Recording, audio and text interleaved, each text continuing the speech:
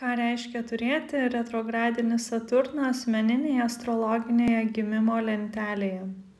Astrologinėje gimimo lentelėje retrogradinis Saturnas žymimas R arba RX raidėmis. Nors daug kas priklauso ir nuo retrogradinės planetos ženklo, būsto ir kita, štai keletas dalykų, kuriais gali pasižymėti šie žmonės ir jų gyvenimai. Polinkis sakyti taip, kai reikėtų sakyti ne. Dažnai kamuoja jausmas, kad jie nėra pakankamai geri arba nepakankamai kažką daro. Dažnai kamuoja užslėptos baimės, kiti dažniausiai nepastebi.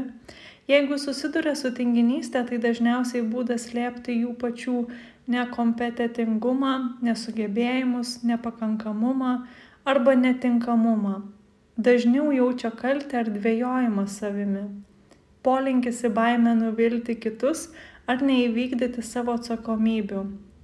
Griežtumas, stipri disciplina, standartai ar taisyklės juos dažniau verčia jaustis nepatogiai. Sekite mane tam, kad sužinoti daugiau.